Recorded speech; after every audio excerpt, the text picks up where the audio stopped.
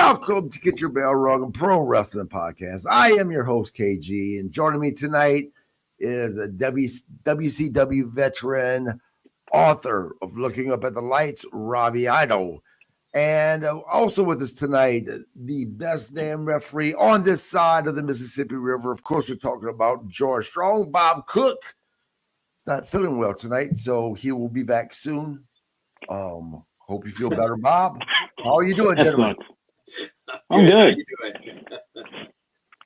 So Monday Night Raw. Oh, Monday Night Raw. I'm going to be honest with you guys. I wasn't feeling it last night at all. I could have finished that sentence for you. Yeah. I mean, look, the show wasn't terrible by any means. I wouldn't say it was terrible, but it just felt like I was way back during the time of Monday Night Raw, just kind of being a little stale. It was that's how I felt. I mean, the talent, the men and women, they did fine in the ring. It just didn't move me last night, I guess I can kind of say. Start with you, George. I mean,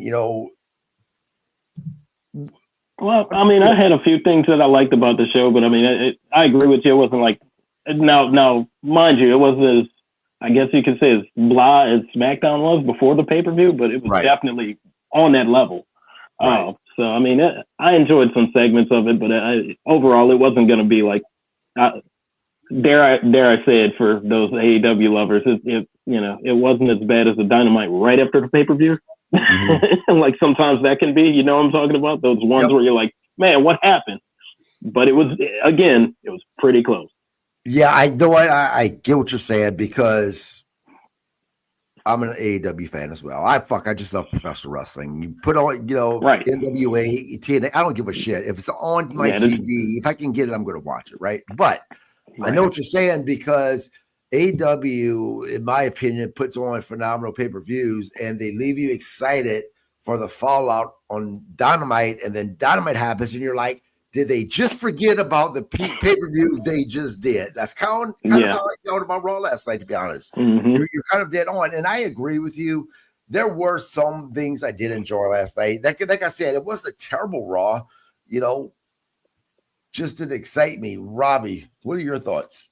Well, I mean, from what Triple H promised that it was going to be an exciting Monday Night Raw, I don't know what his definition of exciting is, but if that was exciting, wow, we're in trouble. Yeah, but let me stop you right there. Because you know what?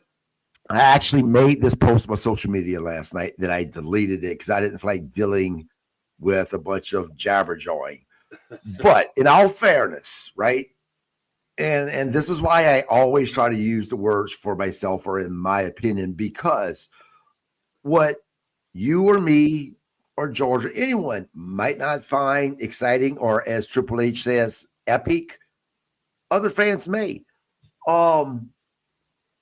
Sometimes I kind of wonder, is it because of our age where we're not these young kids, or these young teens that are so into pro wrestling, kind of like we were back in the day. So is it maybe one of those things that, these 13, 14-year-old kids, maybe they think Raw was epic last night versus us? We've watched wrestling for so long. We have our own expectations that we put out there. Sometimes I think we disappoint ourselves. Do you think it could be one of those things? Or was Raw just very blah? My opinion, I think it was very blah. I mean, you had a couple good things, but we've talked about it on other shows with them.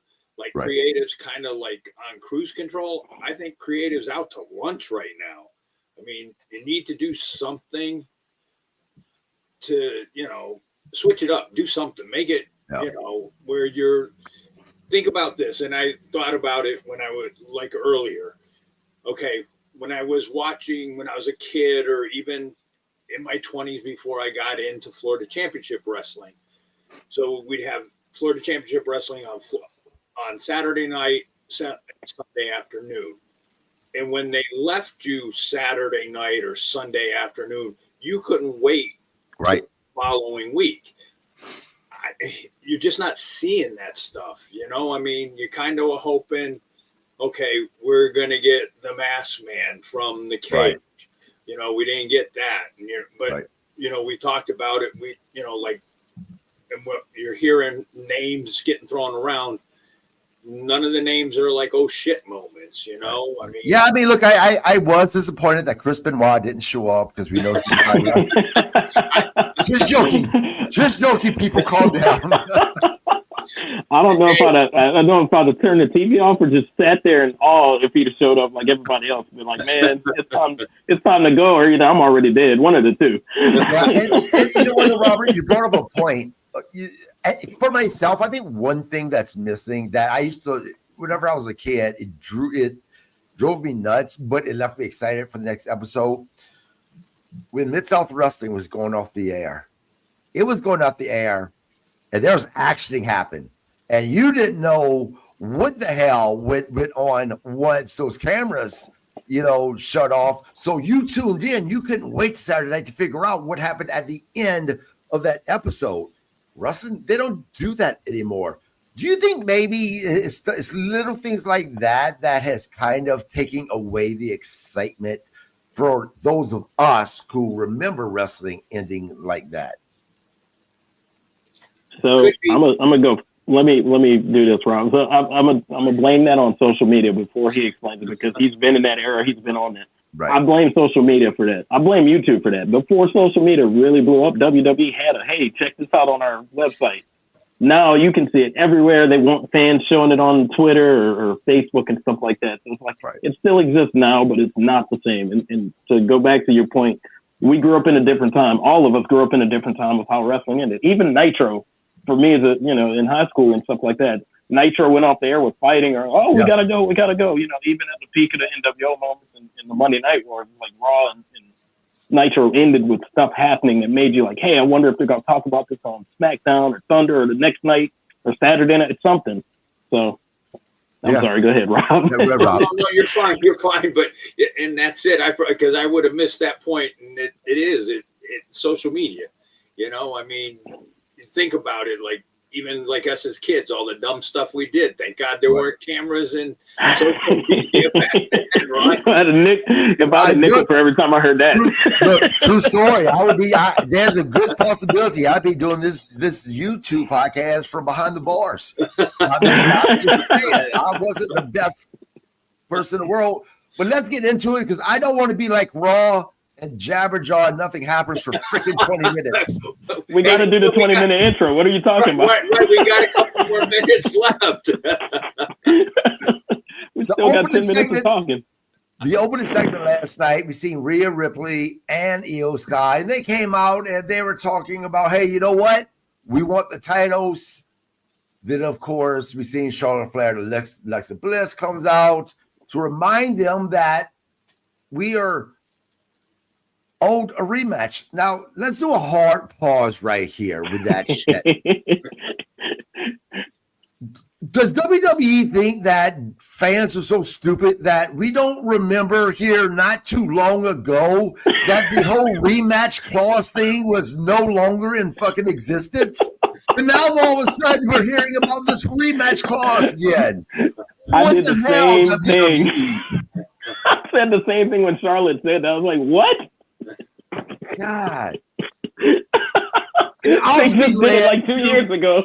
Right. And this ultimately, of course, led to Charlotte Flair and Alexa Bliss challenging Ripley and Io Sky to a match that ended up being our main event. I tell you, this show started off and it aggravated me, and then the way it ended, it aggravated me. I'm just being honest. Robbie, what did you think about the segment, man? You knew it was going to happen. You knew that you predicted it. You knew it was going to happen. If you had a bet on it, I would say we're looking either a triple threat or them throwing 4 people in this thing. It's going to be, like a triple threat or 4, Yeah. Well, we're not there yet. What'd you think about just the opening segment? The opening segment, typical WWE opening segment, and just typical, we gotta waste time and let's, waste some time. Right. George, I know you're not a huge AEW fan, but you have to admit, at least when it comes to starting the show, it seems like AEW is doing just a little bit better than WWE, because even if it may be a shit match, at least they're starting with a match, right? Right. So that's what I was going to touch on. Not so much the segment. Again, I have no problem with the segments. It's pretty much a Russian roulette of who they're going to start the show with. It's going to be the main women or the main men or whoever's fighting over the belt or whatever Jey Uso's doing today for breakfast. Copy and paste. That's all I can think. I saw something, and I don't know if I was on the show, when I thought about it, it was probably months ago, but I was watching Evolve on Tubi. I was watching NXT, and I just thought about how the show started. And I even think about AEW, even with Rampage back then. The show started, I think NXT started with a match. No, it was Evolve. They started with a match. So, Callie Armstrong was the Evolve champion. She called out the girl that was challenging her for the belt, interrupted the intro to the show during the recap and everything. They cut the audio for the video for her to talk on the mic. And it led to her defending the title at the beginning of the show. NXT having segments where they actually have fights at the beginning of the show instead of people talking. And I just think to myself, even one of the last times SmackDown came to New Orleans, they showed Karrion Kross and Drew McIntyre fighting in the parking lot or after a car accident in the ring. I mean, in the arena parking lot. Which, by the way, that they have not done on Raw in ages. And look, I remember when that happened. I remember us talking about this on the podcast. And I think Mark might have been with us at that time, and we're all three agreed that it was terrible the way they did it. But at least they started now thinking about it compared to what they've been doing here recently. At least they started with some action. Again, I would prefer terrible action or something I'm like, did that make sense? Versus what they're doing right now. They're literally eating up a half an hour of the show. It's almost like they feel like they don't have enough matches for the entire show, so they have to eat it up for the first half an hour. It's just that minimal wrestling action, 45 minutes within a 2.5 hour show. Your big announcements come on pay-per-views Roman Reigns and Bronson Reed are starting the pay-per-view. Where's that at on Monday Night Raw when you have those big matches? I'm not saying give us the biggest match you got, but you have big matches announced for the show, and the first thing they do is a 20-minute talking segment. Yeah, and I hate it. Go ahead. No, I'm saying, and they're doing this on SmackDown as well. And guys, starting next month, SmackDown goes to 3 hours again. And I'm thinking to myself, my God, if they don't have enough matches to fill in 2.5 hours, and they have to throw in this 30-minute segment, what are they going to do when it goes to 3 hours? Yeah, back to the same thing. Yeah, go ahead, Robbie. I'm sorry, I didn't mean to interrupt. But here's the thing: you have enough people in that roster give them 5 minutes.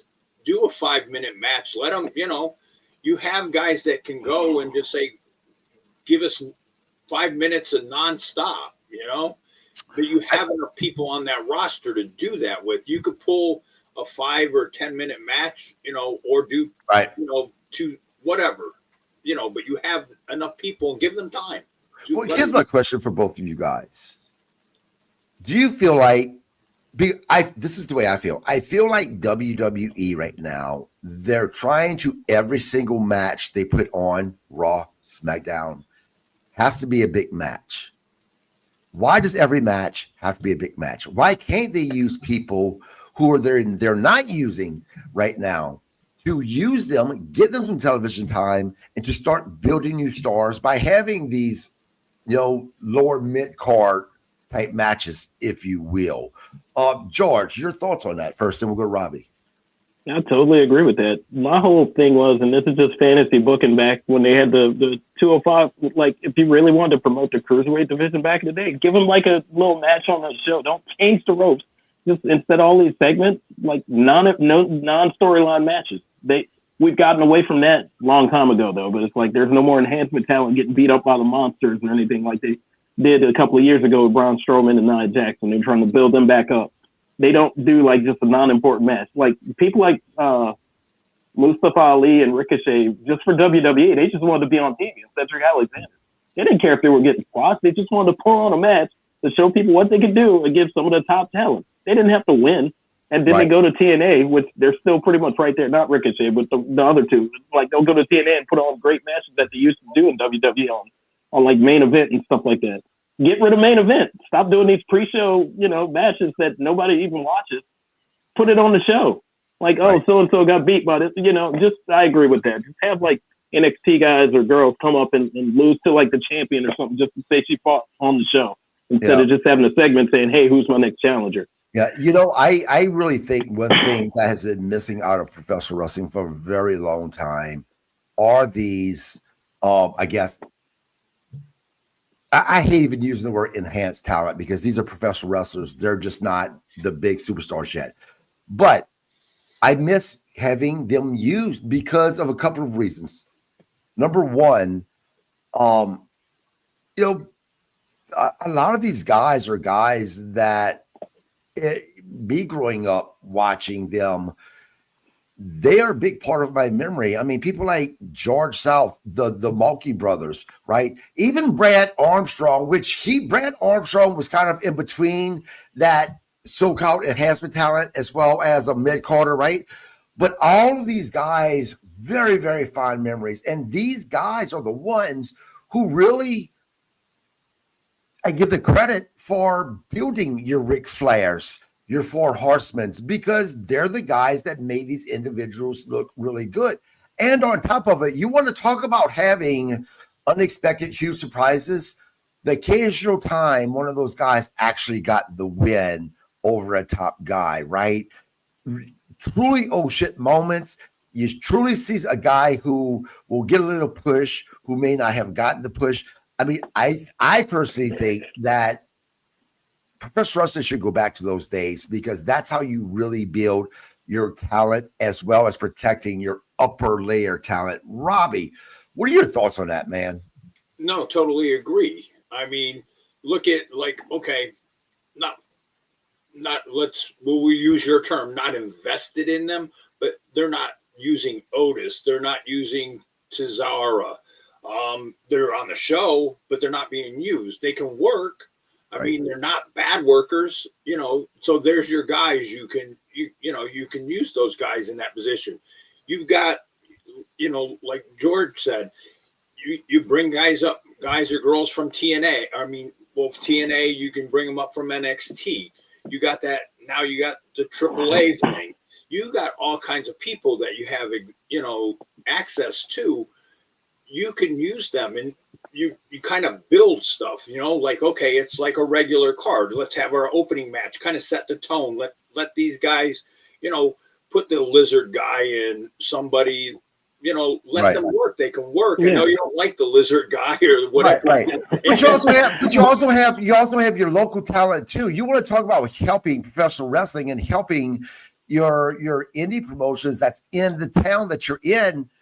Call up a couple of their guys, to make your champions or your top cars, even some of your mid carders look good by using some of these guys, because now you're helping everybody. I mean, you're really highlighting local talent as well as, again, building your current talent to look really strong. Yeah. Yeah, I agree. Totally.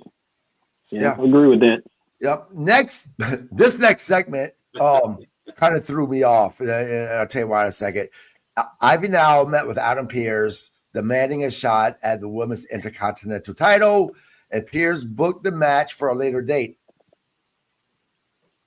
Ivy now, it's not that she looks bad by any means, but her with her hair, the way it is, it's throwing me off, man. I don't like change. I'm old, and it's throwing me off. You got used to the braids. It's Ivy. You got used to the braids. Right. Now, I'm telling you, and we'll get to it later, but I think an Ivy now match against your current Maxine, who's the IC holder. Yeah, Maxine's the high IC holder right now, right? Yes. Yep. She beat Becky Lynch. Yep.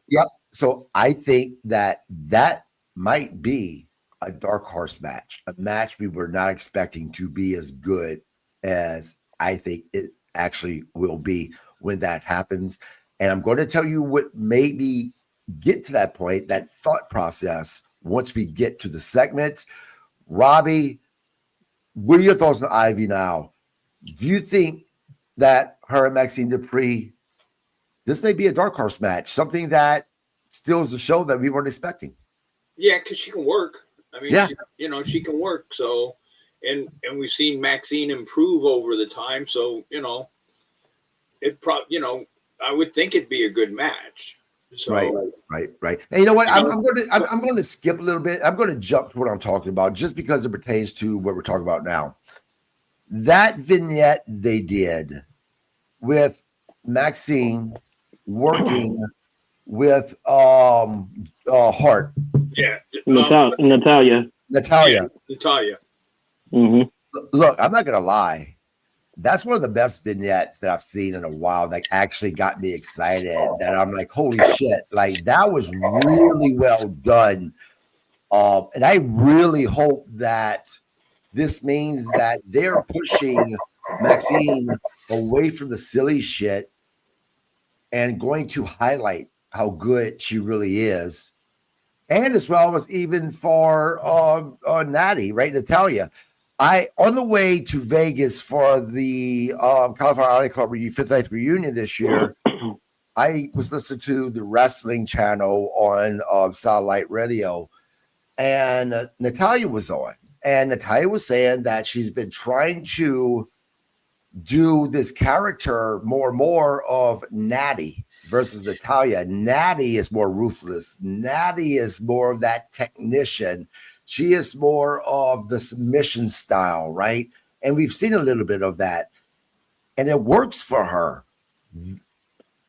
And this is why I think that Ivy Niles against a Maxine that seems to be training a lot with Natalia, not just for the vignette. She has really been training with Natalia Hart.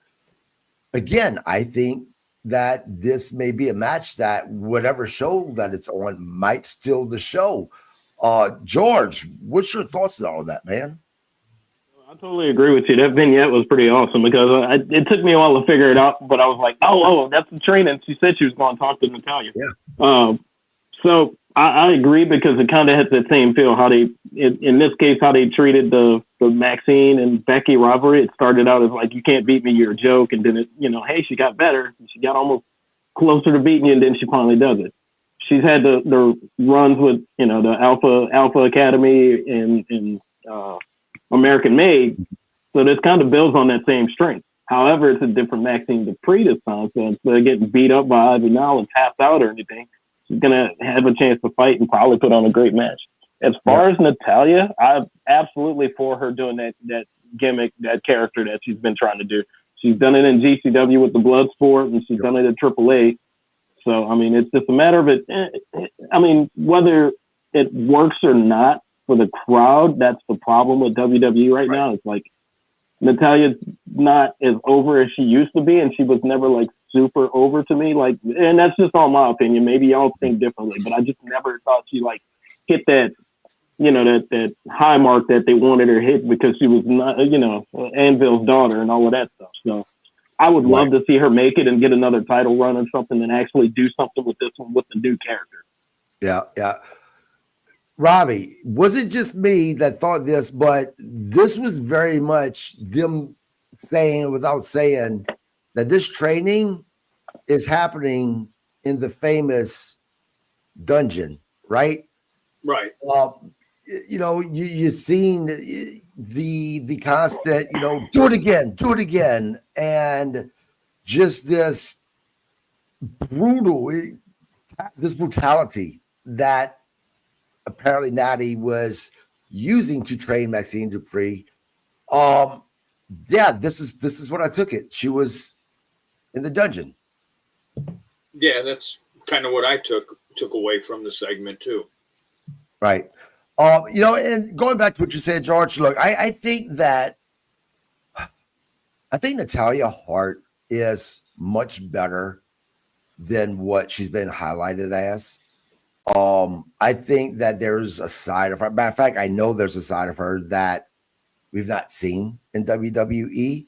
I agree with you. She's not been the most over, especially the past 5 years or so, if not longer. But I'm like you.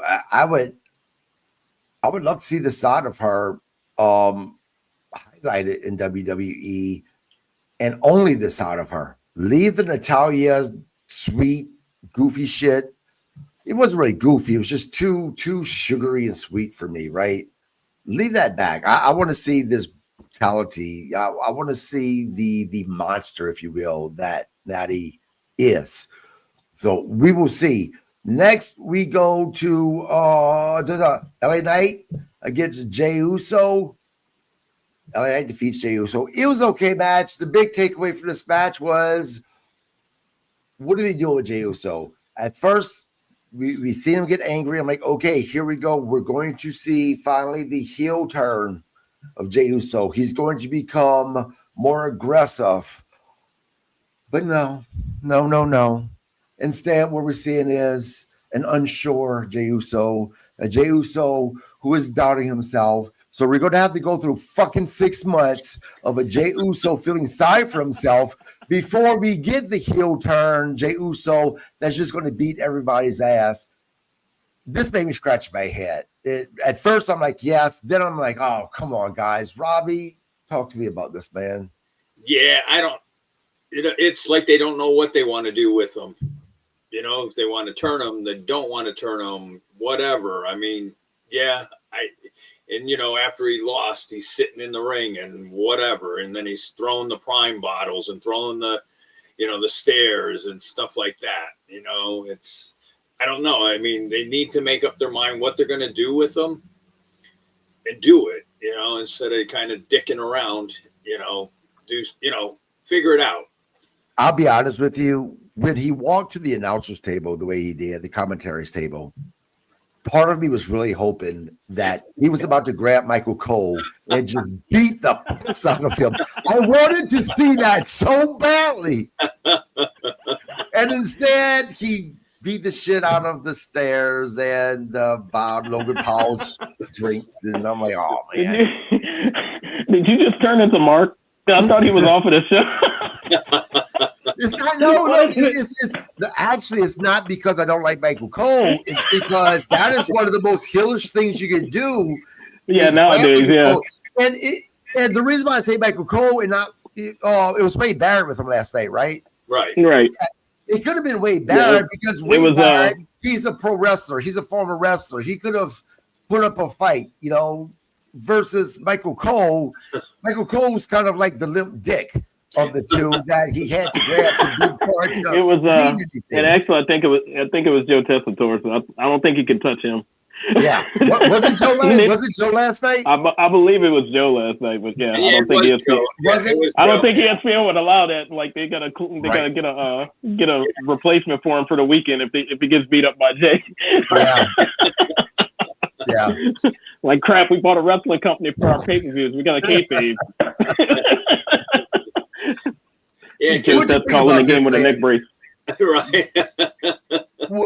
Did you think at first we're finally going to get this aggressive Jey Uso? He's turning heel until you get to the backstage segment where now he's poo-pooing on himself. Oh, poor Jey. Poor Jey. The title belongs to Roman, not me. All right, so I'm gonna paint a positive light on this because I feel like we're all confused. It's a mental conflict thing, just as much as him like poo-pooing himself. Right. Because it's like you have leading up the War Games, you got Roman trying to talk him into being the tribal chief. Like he's got to be the new Roman Reigns. He's got to be this new level of Jey Uso. He's got to step up to Roman Reigns level. And Jimmy like, hey man, let's just be us. Like let's not be another person. Let's be us. And, he's still doing his thing with the crowd and all the dancing and stuff, which, by the way, I wasn't on the recap, but that was probably my favorite part of the show. Like, when he gets in the middle of the War Games before Brock Lesnar comes out and plays his music. I died laughing that entire time. I was like, Brock must be about to come out. And I hated that. Hated it. I thought it was hilarious. I know If it would have been any other type of match, I'd be like, cool. But because it was War Games, right? You still have other men in there that could have gotten up and beat your ass. There's supposed to be this very violent thing, and you said, time out, let's do some comedy. I'm sorry. I know we split the difference on comedy and stuff like that, but that was funny. And that's cool. You know what? And look, for you, it's like you who like that. I don't have a problem. I don't have a problem with that. I know what you're saying. You would have rather it just been a fight, or maybe just celebrate until the next person comes on. But they took it to that WWE level. It's like, let's do something really stupid and have him dance during, before Brock Lesnar demolishes everybody. Right. But no, I think I'm sorry. The Jey Uso thing is just kind of, it is head scratching, but I'm hoping he's still having that conflict. Not saying we should get a take long on how long this takes. Like, oh, he's still waffling. No, I'm just saying I get where they're going with it, but it's just like, why do we have to do that attitude? Why can't he just crash out and be angry? Right. Whether he turns heel or not. Right. And look, if they only do this for a couple of weeks, then that's fine. My fear, though, is we're talking about WWE, and as much as I like, as much as I like these long storylines, because I do, at the same time, sometimes they're way longer than what they should with certain ones, and I fear it's going to be like that with this whole Jey Uso waffling back and forth. Robbie, go ahead. Okay, so but just I'm going to make a comparison here. Yeah, like because you brought it up, it is War Games. Like, and I know you thought it was funny, but could you imagine had he been in Blood and Guts, where okay, now everybody's bleeding, this and that, and him doing that, and that's what yeah, I guess. No, I couldn't see that same thing. It's supposed to be violent and stuff, and him doing that. That's but again, it's I guess we kind of grew up with that. Like, okay, War Games is violent, stuff like. And the newer generation may not. A lot of newer generation doesn't go back and look at history. You could ask them, who's this guy? Who's that guy? And they look at you dumbfounded, To your point, Robbie, I swear to God. And I meant to mention this. I swear to God. So I was invited to be on someone's TikTok channel. They talk professional wrestling. And he had his top 10 or 20, I think it was top 20, of the best WWE wrestlers, not just of this era, all time. And I asked them, I said, but you don't have people like Terry Funk on here. And for myself, if you're talking about all time, top 20, I personally think Terry Funk should make that, right? Oh, and if they don't think that, that's fine. That's their right to like whoever. But this is what got me. Who's Terry Funk? And I said, you see, I said, this is the thing. And this is why I have such a hard time taking a lot of these young guys who are wrestling fans seriously. They don't know the history. They don't know the people who did what they did to make it for the current stars to be able to have what they have now. This idiot even went on to say, who cares about older wrestlers? And I say, you're a fucking moron. Yeah. And I excuse myself at that point. I can't have conversations with people like that. But the fact that what you just said, that a lot of these younger fans don't know wrestling history, nor do they care about it, it drives me nuts, man. Right. But I mean, you can't, because how could you, and you have to put him in the top 20, Gorgeous George. Gorgeous George. Even though we might not have seen him, we've seen tapes of him or whatever, but he was one of the trendsetters. He's the one that, he was one of the big names in the 50s. You have to, And that was my problem. And that was my problem was what he called it, the top of all time. Now, if it had been the top 10 of the past 10 years or what, it's fine. But when you're talking about of all time, George, come on, man. How can you not have a Terry Funk or a George? George. when he said who was Terry Funk, like, did this dude ever watch ECW? Because I mean, I grew up watching Terry Funk when the WCW NWA days when they were changing, and then seeing him on ECW, like, man, he's still wrestling. And then of course he showed back up in WWE. So it's like, I've always said that was one of my favorite heels was Terry Funk when he was fighting Ric Flair. I just watched that match like not too long ago. Right. They're putting each other through tables and stuff like that in NWA. Right, that's the kicker. Like, that's the kicker. But They it's had like fucking Ric somebody- Flair. They had Ric Flair on that list. And I mean, are you kidding me? How, like, What? But it goes to show you that they only pay attention to trendy shit. They don't know real history. Right. But like, how could you say that Bruiser Brody wasn't one of the top? Exactly. Abdullah the Butcher, Jack Briscoe, Jerry Lawler. There's so many of those guys, that's why I have an issue with them saying John Cena, the greatest of all times. Did you not watch this stuff way in the back, like years ago? Like, sorry, I mean, Cena, yes, I'll give him, he's held his own for, all these years of wrestling. He's great on the mic. I'll give him that. But fundamentally, you talk in same like Harley Race, you hear, hear stories with Harley that, he wrestled to like your ability. He could make a mop look great. Though, could John Cena make the mop look great? He's not in that category. Nothing against Cena. Right. It's just it's just I don't know how you can say greatest of all time when you look at all the people from past tense. I think a lot of your younger fans, their version of wrestling history is going back to the PG, when the PG era first started, and because that's literally out of the names were guys from the PG era and today. I'm like, come on, man. Yeah, you don't get those wrestling fans that'll look back at stuff that was like when they were little kids. Like some of these kids that are getting older now are the kids that grew up after the Attitude Era. Right. So we're starting to get that now. It's like they know who Brock Lesnar is, but they're more focused on what John Cena did or who was on TikTok yesterday. And that's just the trend they're going because the ratings weren't up for wrestling at that certain point when John Cena was on top. So that's the only guy they know until maybe the Shield came along. Right. So. Yep, I agree. The next segment, horse though, but and even say Piper, you have to throw Hogan in there because Hogan, what he's done, but Roddy Piper and all those, So yeah, I agree. I agree.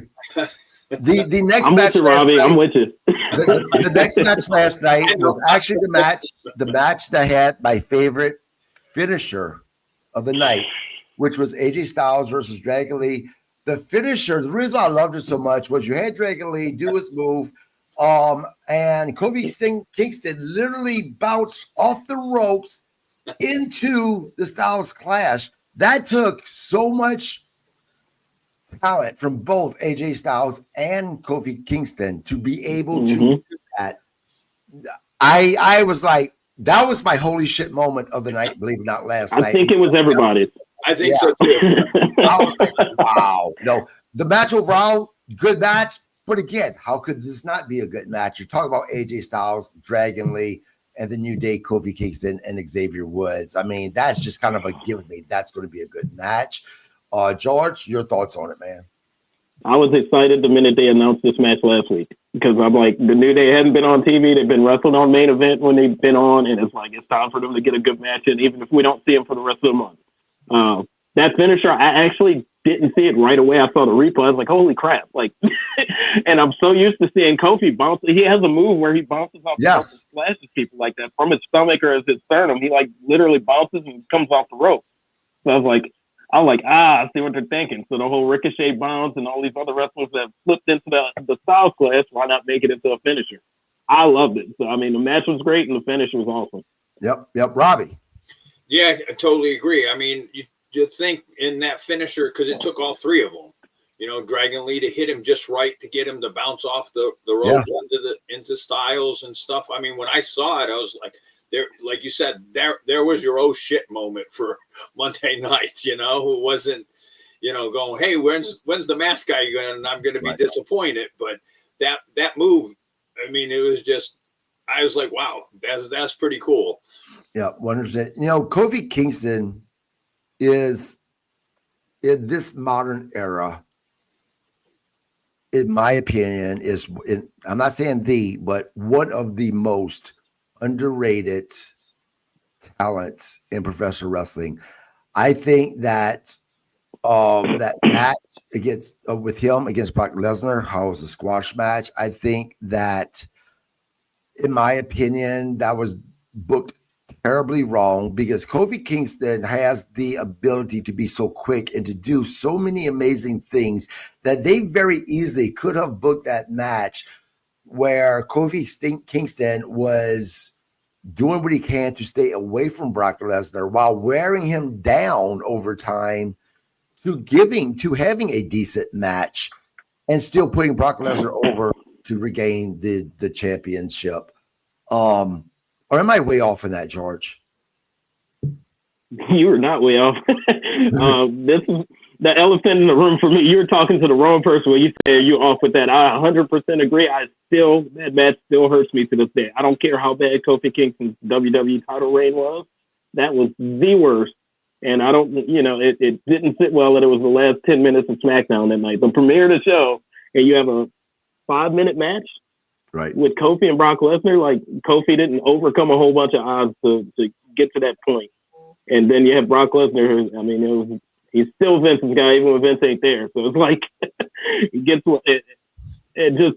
was just horrible for me. And I just wish that match was better. Or, I mean, I almost wish Kofi would have won that match just to, swerve everybody and give everybody a reason to watch the next week.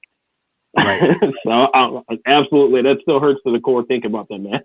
Yeah, I mean, look, don't get me wrong. There's a lot of matches I've seen with little guys and bigger guys like that. That the little guy, they don't have that quickness and the athleticism that Kofi Kingston have. That yes, it should be a squash match, but when it comes to someone like Kofi Kingston, man, that has the athleticism that he has, you could have easily, as I said, booked that match where kind of hitting and moving to get Brock Lesnar to the point that he was blown up the match, right? Where he was slow way down himself. He wore himself out to make it look better. Robbie, do you remember when this happened, and what are your thoughts on that? Don't remember it, but I agree with you. I mean, he does have, he's one of your better workers. He's underestimated. He doesn't get enough credit, for as good as he is. You put him in that with a Brad Armstrong, right, where they just don't get the credit that they deserve. I mean, I've seen him do some phenomenal things and stuff like that, and he just doesn't get the credit that he deserves. Right. Next, we see the tag team champions AJ Styles and Dragon Lee. They are expressing interest in this match. I'm not looking forward to next week, guys. I'm sorry. The War Raiders. I would have rather the match that has already happened than them against the War Raiders, because then at least I'd be like, oh my God, thank God that's over. Then they announced that they're facing the New Day. That way I have something exciting to look forward to. This pain, I know it's going to be next week. I am not looking forward to this. Again, that's just me. Robbie, man, is this a match that you're like, yes? No. When I heard it, I was like you. I was like, you're effing kidding me, right? I was like kind of hoping for. I liked the War Raiders when they were in ROH. I liked them back then. Now, I mean, I'd rather seen them, be with anybody else. Yeah. And then they used something that, once again, why are you saying this? Well, we want to face the one that deserves it, who didn't get their rematch. The War Raiders. Well, there's no fucking rematch anymore. Fuck. But do they really deserve it, though? I mean, right? They don't even been on TV to beat anybody. Like, how do they deserve that? I mean, hell, I'd rather see it against what is it? The the knockoff of Chad Gable's with the mask. Oh, and stuff, yeah. you know? Yeah, the Grandes, the Americanos.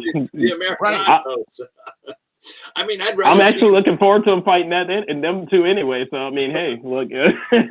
Josh Lee, my little brother says, "Sup, fellas? What's going on, Josh? Thank you for watching, my man." I'd rather see him bring somebody up from NXT. Right? You know? Yeah. Jesus. George, So, were you kind of skipping around the room like AJ Lee, fucking excited? Yay, the War Raiders. I actually, I thought about it after. I was like, I had no reaction when he said it. I was like, oh, cool, the War Raiders are coming back. And then I thought, I was like, oh, man, they're not going to like that on the podcast.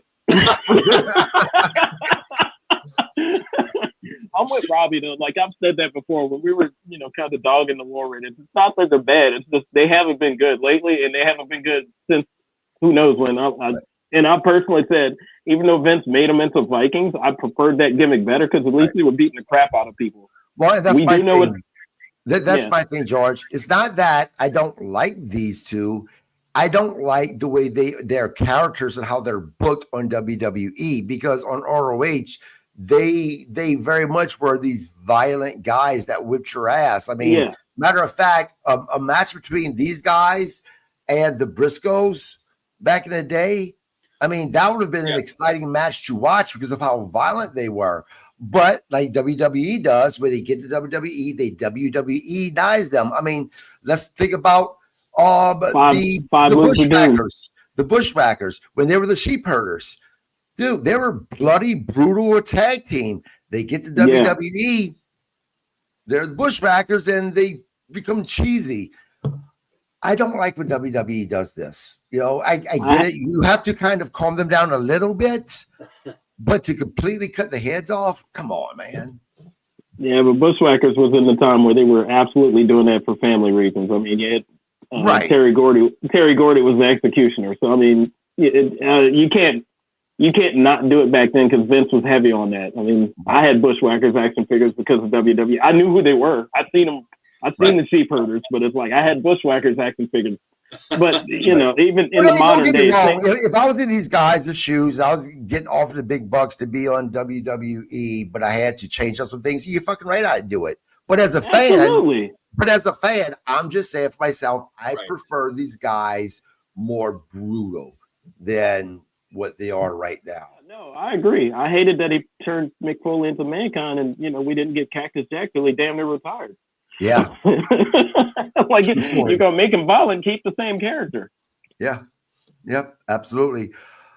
Next, we have backstage segment. A dejected Jey Uso, which we talked about, was interviewed by Jackie Redmond and admitted that Roman Reigns was right about his championship potential after his loss. We've already talked about it. I don't want to talk about it again unless you guys want to. Nope.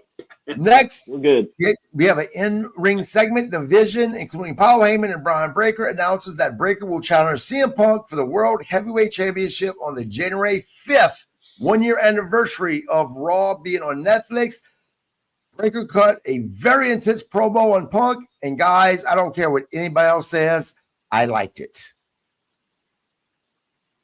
Yeah, I agree. No, it's good. It was solid. It was very solid. I loved it.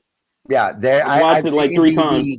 The internet, wrestling, IWC, those jackasses crying and bitching about it. You know what? Fuck off. This was a great. This to me was, if they keep the momentum going, could be that breakout moment for Brian Breaker. Kind of like the breakout moment when Stone Cold cut that promo out in the blue. It took off.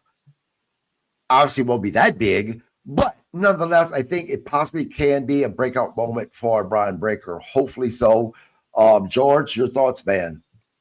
I'm ready for it. I don't care if he loses the match. Just keep the momentum, keep the flow going. You know what I'm saying? Like, make this a decent feud, I guess, program you want to call it. Because I mean, this is a copy and paste they need to do. I mean, they had decent promos and stuff like that when Breaker was on his way in NXT before he got the belt.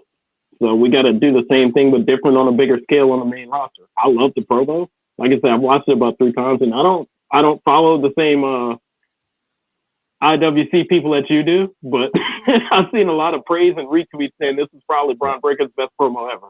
I don't follow him. I see all the comments and all the different wrestling communities. Josh Lee says the bloodlines between the Sheepherders, the Fantastics during Mid-South, and the Central Park still gives me nightmares, man. They actually had a match. I don't remember who the third partner was, but it was a barbed wire match. Holy shit. Now it's fun on YouTube. I actually posted it on my page. It was a great match. Robbie, what is your thoughts about this, man? Let me say this. I hope you're right. I hope that they have a long storyline between the two. I want to see more than one match, but ultimately when it's over, I personally want to see Bron Breakker walking away with that belt. Robbie, is that too soon? No. I mean, you've taken that strap off of Punk in 5 minutes after him winning. So, I mean, the promo, you're promoting him. You got Paul Lee promoting him, say this is the next WrestleMania guy. Here's your guy to start bringing up and see what he can do, because you need to start bringing other people into this picture stuff. I mean, no offense. I don't want to see Roman and Cody, round 3. I just don't want to see it. I'd rather see, see what Braun can do. Let's see what Bronson Reed can do. Let's bring up some guys from NXT and see what they can do. Right. You got to start. Some of the you're giving Roman, you're giving Brock time off. They're like whatever their contracts are and stuff. So guys that are on the cards regular or on the shows regular, let's see what these guys can do. Right. Let's see. You've got to start finding other talent, because these guys are eventually going to retire. Yep. So I mean, the promo, if he keeps that intensity up and keeps them like that and stuff, I'd like to see, something like you said, going with Punk, and then take it off of Punk and put it on him and see what he can do with it. Yeah, I agree. Josh says Breakker's promo was fire. He also said that Breakker knew it too. And you're correct. It was Jack Victory that I was talking about. That was part of the team for that barbed wire match that I thought was really good. Guys, fans, I encourage you to go Google that or go look for it on YouTube. You will highly enjoy the match if you truly are a wrestling fan, unless you're one of these basement dwelling. Who's the Sheepherders? Yeah. Who's the Sheepherders? Like, I've never seen them before. Robbie Breakker now would give the Vision the power push they need. It's the only thing missing in Josh's opinion. And by the way, Robbie, did you just say Paulie, man? We're going way back to the WCW days, Paulie. You know what? I will laugh my ass off if he comes out next week and says, my name is Paulie. I'm like, you know what? Just to serve the crowd. And if he comes out and says, my name is Paulie, and he has one of the old style cell phones, because that's what he's on the phone in the back room with. Yep. Next, we go to that backstage. Well, it was a vignette that I was talking about. Maxine Dupree was showing training with Italia. That Adam Pearce also asked referee Eddie Arango to discreetly survey the locker room for information on the mass attacker. Boy, they're really pushing the whole Seth Rollins thing to swerve the fans, aren't they? Yeah. Hey, look, when that happened, I thought it was him, but everybody's on board to think it's somebody not Seth Rollins. So either way, it's working because people are talking about it. Yeah, but let me tell you some of the stupidity that's coming out of it. I'm hearing, we know for sure that it is Moxley. Guys. Come on, still man. under contract, AEW. Matter of fact, I'm predicting that starting tomorrow, that match against Gunther, we're about to see a storyline with the Death Riders turning on Moxley. Austin Theory is probably the most logical one that I've heard. I've heard Edge. I still think it's Chris Benoit, but we'll see. But Moxley and Edge couldn't scale that fence that fast. Well, that I've also heard Chris Jericho. I went, the guy wasn't bow-legged enough to be Chris Jericho. And there's nothing vision about a 60-year-old Chris Jericho. Right. Hey, I still think they stuffed that sweatsuits and it's Becky Lynch. So that's my story. That's who I think it is, and I'm sticking with it. I think they stuffed the sweats and it's Becky. Next was the match of the night, in my opinion. This match was so much better than I thought it was going to be, and I love this match. And I'm talking about Gunther against Solo Sikoa. We've seen outside interference. Ultimately, Gunther took it. He also took an opportunity. He kicked Solo hit Solo with the nuts. Got the 1, 2, 3 post-match segment. We've seen LA Knight confronting Gunther in the ring after the victory, staring him down and talking trash. You know, as much as I think it's going to be Gunther, just because I think that that's the obvious way WWE would go to, I wouldn't be surprised if it's going to be LA Knight to win it, just because it seems so obvious that's going to be Gunther. George? I agree, but it's presumable that Gunther will win. Now, as far as the match, that was a great match. Solo looked excellent. I'm glad Gunther can, look, Solo can go, and he may not be there yet, but he can go. He just needs the right opponent sometimes, because he's had good matches, and I like Gunther. I know you do, and I'll do my impersonation. I think Gunther's stale and boring, but anyway. Shout out to you, Bob. Anyway, he does nothing for but the match was great. I thought it was funny when Solo was mocking him, and then Gunther taking advantage of the ref being distracted multiple times to do heel stuff to make people know, hey, I'm not babyface just because y'all are cheering me. Right. So I loved every part of that. Yeah, Robbie, I would dare to say that this was probably Solo Sikoa's best match, which, when you're in the ring with someone who is good, they elevate you. They push you to also be the best. Do you agree with that? Yes. Yeah. I think George is like a distant cousin to Bob, with him saying that Gunther is boring. But then again, I've been hanging out with Bob too long, and I think Gunther is boring. So I'm gonna compare Gunther, even though he had a great match last night. He reminds me of JBL, and I was not a fan of JBL. And that really surprises me coming from you and Bob, considering the era of professional wrestling you came from, because Gunther very much reminds me of that era, very technical, no-nonsense type of a pro wrestler. Well, the no-nonsense thing, but he seems to be like throwing like more chops, more clotheslines and stuff lately. So, he just he reminds me of JBL. Yeah. And I was never a fan of JBL. I never saw that, right. Even when they, put him with Simmons, I thought they could have put somebody better with Ron. But anyways, back to the match. But both guys did great. It was a good match. I was kind of hoping Solo would have went over. And you still could have, if you would have done that, would have been great, because it would have swerved everybody. You could have still made Gunther look good because you had Tonga out there, right, or whatever. You could have did him with the interference to keep Gunther look strong and everything like that. But now, you want to talk about lazy creative. Tonga. How fucking lazy can you be with that name? So I had a conversation with a buddy of mine. Josh says that he's hoping that it is Knight, but likely Gunther. Go ahead, George.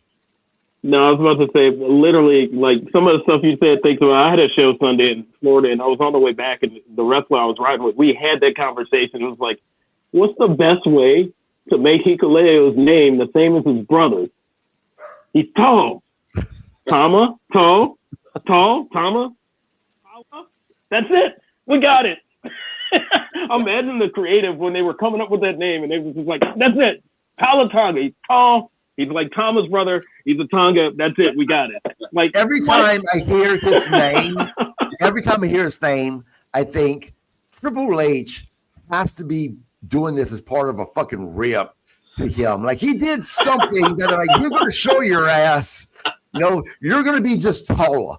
It's like, we were like, you could have just shortened his name since it's Hikule, just call him Hiku. Like son of Hiku. Like, they could have stopped right there because they've already said, that everybody's related to Haku. So, like, everybody would have got it. He doesn't have to be a Tonga. He doesn't have to be Loa. You know what I'm saying? Like, they missed with that one, and it sucks that it stuck. Yeah. Now, luckily, Vince McMahon's not part of this because Vince just like the short one name, and he'd just been Tongue. Could have been Tongue. That's it. Tongue, yeah, that's it. Next, we go to backstage segment with Rey Mysterio, who was interrupted by Logan Paul. Mysterio slapped Paul, leading to officials separating them. Look, the first time these two stepped in the ring together, it was actually better than I thought it was going to be. I'm kind of looking forward to these two fighting again, even though there's this massive size difference because it is Rey Mysterio. I think that this is going to be a good match, and it will be believable that the smaller guy can get his nicks in to the bigger guy. And this is what I'm talking about pro wrestling. You can't, if you have a smaller guy that has established himself, that it is known to be as good, one of the best, if not the best when it comes to luchas, you can't make it believable that the small guy can overcome the bigger guy. And if he doesn't overcome him, at least gotten those licks in to where it's not a squash match. Robbie, is this something that you're looking forward to? Yes. I mean, I think it'll be a good match. I know a lot of people don't like Logan Paul, but I have to give him his props because at least the guy has went out and, unlike all these other people they have brought in that were celebrities, he's gone out and worked his ass off to be good. He's pulled off moves that the celebrities haven't done. So, Robbie, I don't know if you heard this or not, and this is when I gained all of my respect for Logan Paul, and because I was a fan of him. The things that he does, considering he hasn't been in the business, is amazing, right? So I was always a fan. But when I gained respect for him was, I think it might have been last year, might have been longer.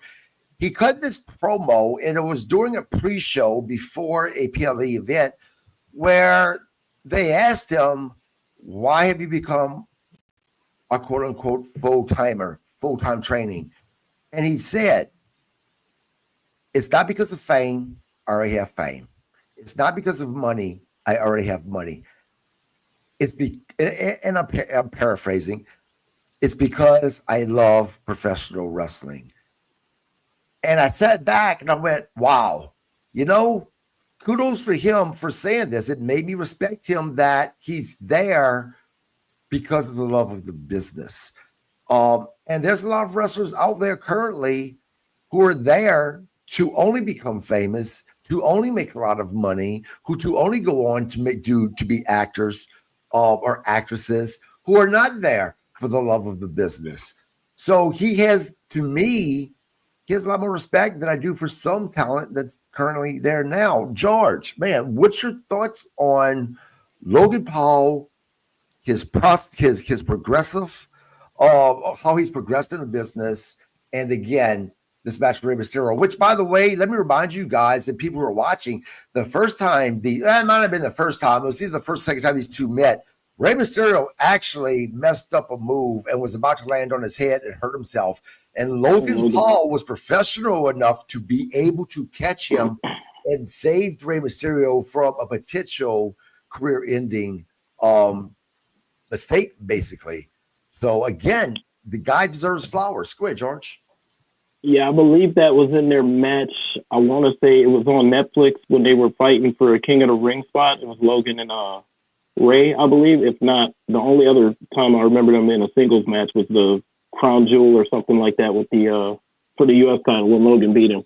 But no, I think Logan's shown at, when athletes like himself, he is an athlete. I'll give him that. And I wasn't a fan either, but I mean, I don't mind it being on TV. I know there's some stuff outside of wrestling that the internet gives him crap about. Right. I mean, at this point, who cares? Like, y'all let anybody on TV. Just to see him go from where he was and, from first match to now, he's great. He gets it. He knows how to do it. Yes, he's annoying. He's also supposed to be annoying. I am one of those people that believe if you hate somebody that's a heel on TV, regardless if it's real or not, they're doing their job. You're not supposed to like them. Like, to the point of if you're like, oh no, I actually don't like him. Like, good. That makes it better. That means you're actually booing a person because you don't like him instead of cheering the bad guy. Yeah. But Logan's definitely one of those celebrities, and that's what I was about to say to your point. I'll bring him up because I still think, you know, he did a great job no matter who was in the ring with him. And what Bad Bunny trained for his match.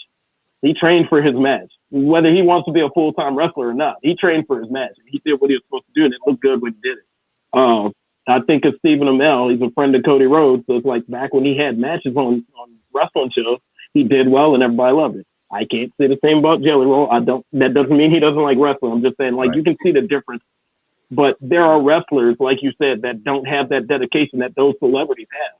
Like, there's people like a Travis Scott that'll never touch a ring again, hopefully. But then there's other people, even the Jelly Roll, that's like, I love wrestling. I want to do that. He might have looked like total shit, but he tried. There's wrestlers that don't even try. And I see that on the indies too. It's like, you're not putting your full potential up. Like, I don't know what you're training for if you're not going to wrestle. Right. And it's like, that's what I look at with Logan Paul. He's doing stuff.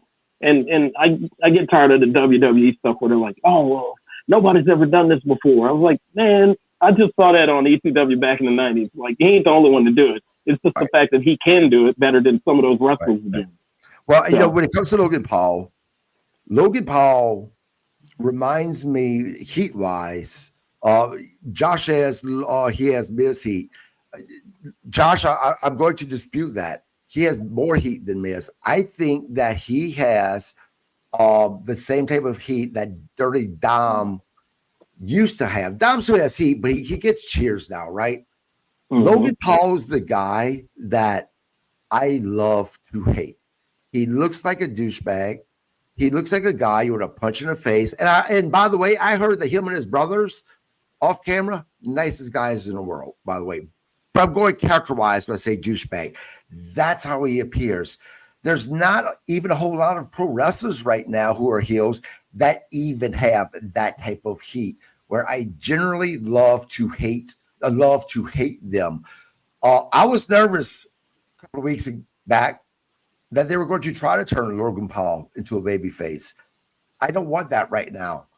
I think in due time, Logan Paul has potential to be very over as a babyface, because normally guys, and Robbie, you're in the business, man, so correct me if I'm wrong, but normally guys who generate true heat like that you love to hate them, that when they do turn into baby faces, those are the guys that fans end up really loving at that point. Your thoughts on that? No, I agree with you. You definitely don't want to turn him now. You know, you definitely don't want to turn him. It's like you said, and even George, you totally dislike him and stuff like that. And it's funny, and to go back, because I saw like an interview with him, and him saying out of everything he's ever done, that pro wrestling was the hardest thing that he's ever had to train for. So you do give him props on that, you know. And I mean, as much as, and George went into it like with Jelly Roll, I'm not a fan of the dude. I'm like, how is he over? Don't like his music, whatever. But I had to give him credit. At least he went out, he trained to do it. He might not have been the greatest, but he also wasn't the worst out of every celebrity they brought in on, in that stuff. Yeah, let me remind. Don't mean to interrupt you, but real quick, you want to talk about celebrities that it was just a joke. Let me remind people, Jay Leno. Come on. Terrible. But I think if Logan can stay healthy and everything, because it is pro wrestling and shit happens. Right.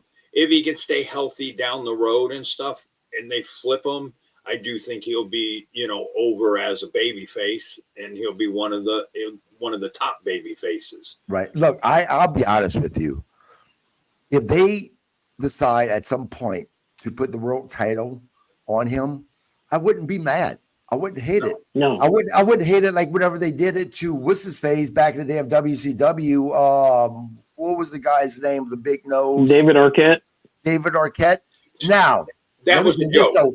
But let me say this about David Arquette, though. David Arquette, although I think there was a slap in the face for professional wrestling, at the same time, he earned my respect because the money that he was making from pro wrestling, especially, as a champion, I guess there's a difference. I don't know. According to him, he was actually donating that money back to some type of pro wrestling fund. Every penny that he made from pro wrestling. Cool. I respect that. But it doesn't change the fact that I was a slap in the face to real professional wrestlers when they did that. Now, Logan Paul, I wouldn't feel that way, though. No, because there's a difference, though. I mean, if you went talent for talent, you take David Arquette in his prime and you take Logan, and I don't even know if he's in his prime, as if he's even reached his potential, right? And put him in, if you could take those eras and do that. Arquette couldn't, he couldn't touch him. Right. Josh says, well, Miz, he, in terms of having success prior to WWE, being looked at as an outsider, but came in and killed it. You were right. He also said, with Logan now dedicating more time to the business over outside projects, I love to see him as a world champion. Yeah, absolutely. George, your thoughts on that? So my thing, I agree with Josh in that sense, because it is one of those things. And I grew up in that time where Real World and Road Rules and all of that. Because of how much of a wrestling fan I was as a teenager, I love The Miz. Seeing him get drunk and be like, oh, I'm The Rock, or, he turns into his alter ego as a wrestler. And then he showed up in WWE with Tough Enough and did all of that. That's why I said, and I didn't mean to, I wasn't trying to make light of Bob's comment back in the day when we first started. He was like, nobody would be mad if The Miz. And I was like, I would be mad if The Miz was gone. That's almost my John Cena, just because I saw him before he was a wrestler. I watched him on MTV growing up. I watched him become the WWE. You know what I'm saying? So it's like, if The Miz disappears, I'm going to be hurt, because that was one of my favorite guys. I don't care if he comes out and gets beat up by every superstar on the roster. Just seeing him get to that point, when he had he had the concussion the night after WrestleMania. He was supposed to be getting beat up by Steve Austin, not what's his name, his little sidekick. And he would have probably loved every minute of that. Right, Josh, who would imagine back in the day of the Real World when we were watching Mike Mazzano being goofy like that this guy would end up being someone that will be in the Hall of Fame one day. Yeah, 2-time Grand Slam champion. I mean, he was the guy that gave, was the belt was taken off of to put on Bobby Lashley. So he's part of history in multiple ways in WWE. But Logan Paul and David Arquette comparison, I know he became a wrestler eventually, but like you said, at the time of them giving him the belt, it was a joke. It was a rib. It was not taken seriously by any wrestling fan. And I mean, I didn't like it. And that's almost the point where I stopped watching WCW. It wasn't when Vince bought it. It was that was at the time where I wasn't just I was watching maybe Thunder or something just to watch matches. So I wasn't worried about stories anymore. Yep. Next, guys, is the main event. Now, look, I have no problem admitting whenever I'm wrong about something. And when this match was announced in the beginning, I'm like, I don't want to say this. I put it in the chats. The match, I was wrong. A very entertaining match. It was the ending that pissed me off, actually, because sometimes they get carried away, in my opinion, with outside interference. I get it. In a way, they're protecting both teams from taking an L. I personally, for myself, would have preferred a win, one way or the other. Talking Rhea Ripley versus and Io Sky versus Charlotte Flair and Alexa Bliss. Both no contest, basically. It was thrown out after current women's tag team champions, the Kabuki Warriors, Asuka, fuck. The Goofy Warriors. Asuka and Kerry you were going to say the Goofy Warriors. They interfered and attacked all four competitors. Then the big brawl with Bailey and Lyra ran down to the ring, also looking for a title shot. But then basically the entire women's tag team division came in, and it was just a big brawl. We went off air with Raquel Rodriguez and Roxanne Perez standing tall over the rest of everybody. We thought for a moment that there was going to be the issue with Liv Morgan and Roxanne Perez, but she basically said, This is your time, guys. I'm focused on something else. That's how we ended Raw last night. Robbie, your thoughts of the match, your thought on it being basically a no contest. Earlier you mentioned it's going to be some type of a 6-man, 8-man tag team. It's going to be a 4-way dance. It's going to be, and it's probably not even there's because I was wrong on who was coming out. I didn't think of the Kabuki Warriors coming out. I'm thinking, all right, here comes Nia Jackson, Lash Legends. Here we go. And of course, they didn't show up. Thank God. You had everybody else showing up, but you also not trying to be out of place here. You skipped that one segment that kind of led to with why Liv handed that belt to Roxanne. Oh, you're right. But with Liv getting in Stephanie's face, so the reason why she handed that belt to Roxanne is because she's going after Stephanie Vicar for the title. Right. And that was that one segment in there where And look, give me a break. I can't be beautiful and smart all the time. Okay. That's why we're here. Right. To help just throw in the things you missed. So I wasn't trying to, I was just trying to help you out, KG. I appreciate that. I wasn't trying to the fact of the matter is that I fuck up and skip shit all the time. This is definitely why I have you guys here, because I'm not. Hey, look, I'm not letting you off the hook. I'm not letting you off the hook. John Cena's last Raw in Boston. John Cena's last Raw. All right, first off, when it comes to that is absolutely the way they really made it sound like. I wasn't the only one that thought that. Robbie Idol also thought that as well, because we talked about it on the podcast, and so did Bob Cook. So fuck off, motherfucker. See, Bobby, I told you we don't need him. Just because he's our only black guy on the podcast, don't mean we can need him, okay? I'm not going down that avenue. I like you, George. Hey, I know. Hey, I'm probably get called racist for this or whatever. I know what it's like to be. I know what it's like to be the token, because I had a scholarship to Florida A&M back in the day, and I was going to be the token. There you go. So I can sympathize for you. No, trust me. I guarantee you, there's a lot of times, either after the podcast or during our chats, that George sits down on his bed, scratches his head when he's thinking about me, and he says, "Fucking typical goddamn white boy." I swear to God. See? I think I've told you that to your face many years ago. I don't know. Of course you have. Brother brothers, man. So see, I know what it's like to be in that position. So Yeah. Look. Full disclosure, you can ask KG. Like, I'm pretty much, like, when we were hanging out back in the day, I was probably one of the only black people, depending on what bar we were at. Like, I was probably one of the only ones. Like, seriously, we had maybe a 5% population in the bars we were in. Yeah, but you know what? Back in the day in Baton Rouge, there was this club off of Plank Road that I was probably the only white guy that was allowed to safely walk in there. And because you were serving drinks, we serving drinks, and I knew so many people that they loved me, man.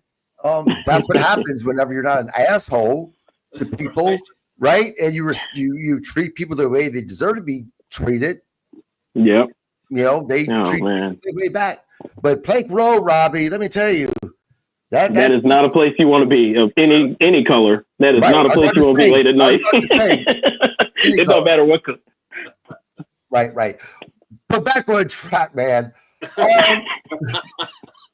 Jesus Christ. You always go down rabbit hole, man.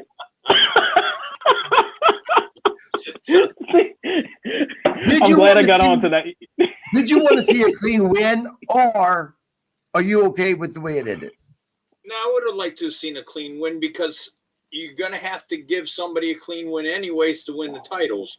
Right. So if you're going to take them off of the Kabuki Warriors. You're gonna, you know, put them on whoever you have. You got to give it. So, but even though when it started, you knew there was going to be some kind of interference at the end, or you predicted it. I mean, I picked the wrong people because like I said, I figured Nia Jackson, Lash Legends were coming out, you know. Right. So this was my problem, and we'll go to you, George. Why would they have the Kabuki Warriors, who are the current women's tag team champions, run to the ring and interfere in this match instead of doing it the way it's normally done? You wait to see who the winners are, then you come in and jump them and beat the shit out of the winners of the match, right? Because really, to have them, the Kabuki Warriors, run out now, you have to think in the world of wrestling, they're thinking, okay, well, instead of just pissing off 2 women, now we're going to piss off 4 women that's going to be after us. It's little shit like that drives me crazy. It doesn't make sense for myself. Go ahead. Can I cut in real quick, George? I'm sorry, I don't mean to interrupt you. He overthinks this thing. It's pro wrestling, and you're overthinking. You're trying to be common sense, and pro wrestling isn't common sense. Let me tell you, after the show I did Sunday, there's no such thing as common sense. We had some guys dressed as some crazy characters Sunday, so it's like no, we're here to have fun sometimes. No, I agree, but no, it was one of those things where the heels attacked. All right, if we beat up everybody, we don't have to defend the titles against anybody. Never mind the fact that we're just in the other 2 girls facing the bag before this match started, and we forgot about the other 3 ladies that want belts. So yeah, it doesn't make sense. It makes the heels look stupid. It looks cartoony, and that's pretty much what they were trying to do. I'm kind of torn on it having a winner, because the way WWE does stuff sometimes, man, if you win, then that means they can't win the next match, because they're probably going to fight somebody else again. They're all going to have a rotation of who's going to win and all of this. We're probably going to have a bunch of no finishes until we have the big announcement that it's official that we're going to have a ladder match between all the women in the wrestling locker room. I didn't mind the Kabuki Warriors being the one to jump in, but I forgot about Bayley and Lyra. But I ultimately did like the Judgment Day ending the segment. I like how that, because it wasn't about everybody else. It was never about them. It was about Liv Morgan's back. Judgment Day wants all the gold. So I think they're trying to push. It's don't mean to interrupt you, but I think when it comes to the Judgment Day, they're trying to push the Judgment Day as now, once again, being this strong faction. Now that all members, and them not being this faction that's about to break up. I think at this point, I think WWE was swerving us, trying to make us think that they were going to break up until Liv got back, only to now lift them up again and saying these guys are no joke. But you mentioned about Bayley and Lyra. Man, I'm so torn about this whole thing with these 2. How do you feel about them? Let's start with you, George, as being this tag team potentially going after these titles? So in a nutshell, I like that they're back together, because I didn't know where they were going. Like we talked about that. We didn't know where they were going with Crazy Bayley. And, it was a strong promo for 2 or 3 weeks. And then we all kind of got tired of it. It's like, where are we going with this? I'm like, is she going to bring back the hugger? Is she going to mix characters? What is she going to do? And then, not to go off track, but then we do the same thing with Jey Uso. Is he going to be the new tribal chief? Is he going to be Jey Uso that yeets in the crowd all the time? Is he going to get back with his brother and be the dominant tag team he used to be? Like, we keep doing this. The other thing we keep doing, the Judgment Day, that tease of a breakup. Now, they're not on TV on SmackDown, but we did the same thing with the Street Profits. Now I don't even know if they've been on TV since they've been doing it. So it's like, I'm glad that they're finishing something with the Judgment Day, even if they don't say they're finished with it. Like, they could easily still lead it to a breakup or kicking somebody out. With Bayley and Lyra, they broke up, they fought, they got back together, they fought while they were together. They're a stronger team now. So hopefully if Bayley's head is on straight and she gets on Lyra and gets Lyra elevated to a better person, of course, they could be a tag team worth, But I also like the ultimate thing of this, that the women's tag team title actually means something. Mm-hmm. And that's to go back to when Vince was running it. He's like, no, we're going to make a women's tag team belt for NXT instead of having a belt go back and forth on different shows. Like Triple H wanted, and I know it's partially Stephanie McMahon that's probably, maybe twisting his arm a little bit, but getting the women in the spotlight and having that tag belt. Yes, they have too many belts, but if we're going to have belts, they got to be important. Like they just put the speed belt on NXT not too long ago because people were tired of watching it on Twitter, I'm sure. Like me, because I've never watched it. I'd rather see it on TV. Right. But that's the goal of this, and I don't know that Lyra and Bayley would be the ultimate winners. I think going back to the Judgment Day would be smart if you're trying to make them that group. Because, I mean, keep in mind what the Judgment Day as a group has been through between injuries and the start with Edge and all of that. Like, if they keep one strong faction and we don't have a whole bunch of different groups, that's great. Right. Now, you brought something up, which is a valid point. Robbie, is it just me and George, or do you feel the same way that the women's tag team belts definitely feel much more important than the men's tag team belts in WWE? Yes. Yeah. But you got to think about, okay, so you got Nia and Lash on SmackDown. Who else do you have that's over there? Like I'm trying to go through my head that who's the other, like you have a couple, the other who's, and they're not a great team. I mean, the one chick's way better than the other, Mia or whatever. Oh yeah. Yeah. Mia Yim and B-Fab and I think so the other. Them, but I mean, they would just be kind of like, hate to say it, that enhancement talent, but at least it would give them another person. So you have them kind of because they're hanging out. Yeah. I'm trying to think if there was anybody else over there. I tell you a couple of points I want to make.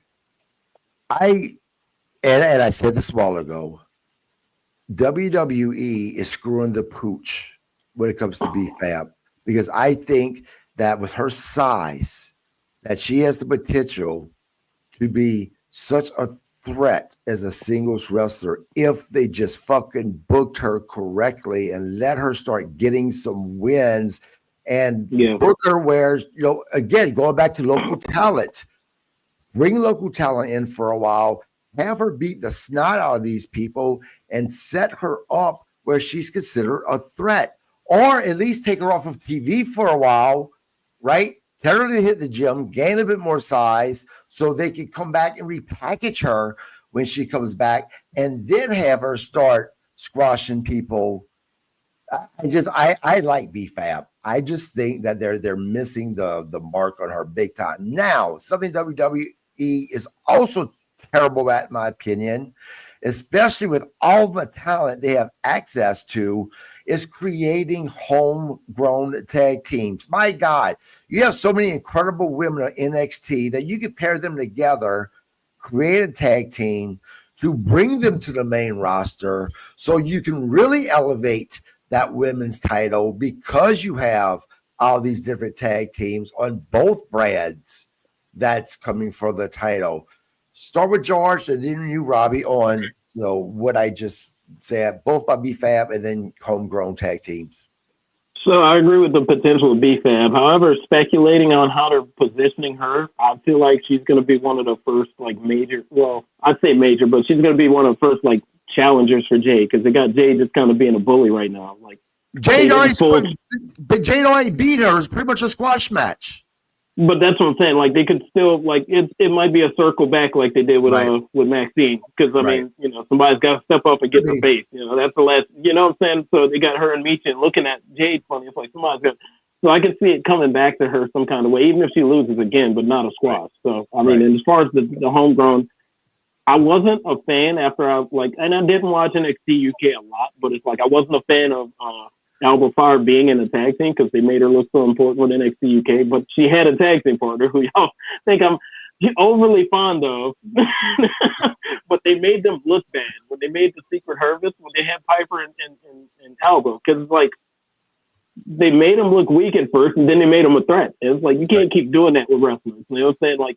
And I also hate that they got rid of Isla Dawn, because I think that was a better tag team for Alba if they'd have just pushed them right. They squashed, and I think that was before Triple H took over. They squashed them with Shayna and Ronda Rousey. They made them look like something, And then when it came to unifying the tag belts, they just like straight up gave it to Ronda and Shayna Baszler. And then they had Baszler and Ronda turn on each other after they took the belts. I was like, what's the point of that? Well, look, but look what they're doing with Alpha Fire, though. I mean, she's basically, Chelsea Green's Chelsea's sidekick, yeah. Right. But they keep bringing up her history as being one of the longest reigning NXT UK champions. But it's like you put her in the tag team division, and now she don't even have a tag partner, and she's just a sidekick. So it's like when they were doing homegrown tag teams, when they weren't even booking them properly, and that's why I look at Matt mainly just the Secret Hervis, just with those two, with her and Piper. It's like y'all made them a threat. And then, after Piper gets hurt, you're done. You don't know what to do with her. And then you got the other women on SmackDown that are just kind of thrown together, and they're not really tag team. So, because, I mean, Alexa and Charlotte are technically SmackDown. So you got Lash that she pulled up to put her with Nia. And, I mean, Candice LeRae ain't doing nothing with Nia no more. So you got literally nothing. And I don't know what they're doing with Julia right now. She's hurt or what. But her and Kiana James were a thing, but they're not a tag team. Right. Yeah. I know. Robbie? BFAB, yeah, I could see that, either, definitely try to put some size on her or something, pull her from TV, whatever. I could see it. But I mean, why not? Because we've repackaged other people a bunch of times too. So why not take the shot with her too? I figured George was going to steal mine from what I was saying. You had your homegrown, and they've kind of screwed them over. To me, and I liked them and they brought them up and they let them have a hell of a match and stuff. And now they're kind of like screwing with them, like they're going to separate them or whatever. So Ruka and Zarya, I think them as a tag team, they were very good, even different styles. You had the powerhouse, you had the athletic, and they blend it well, my opinion. But I would have thought they would have been a great team to bring up and put on the main roster as a tag team, and I don't know who's whatever creative you thought, let's do this now, I would have taken the belts off of Soul and brought them up and maybe thrown the tag team on them, Right. Yeah. Guys, that wraps up Monday Night Raw. By the way, before we go, George, man, tell your mom I love your mom, man. She will. She doesn't say much, but she'll like or love, my wrestling stuff, that stories and stuff. Hey, your mom's awesome, guys. She had to make sure she knew who you were and all that. I was like, I don't think you ever met him, but I used to hang out with him all the time. So it's cool if you like and share all his stuff. He's fine. He's one of my old friends.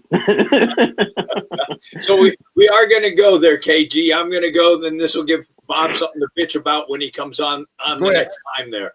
So because we were talking about the kayfabe stuff the other night, and I forgot about this story. So this is to sell out Mr. Cook on the kayfabe because he broke kayfabe in one of the most iconic arenas ever, Cobo Arena. I don't remember who he worked. I don't remember who Paul worked. It was the four.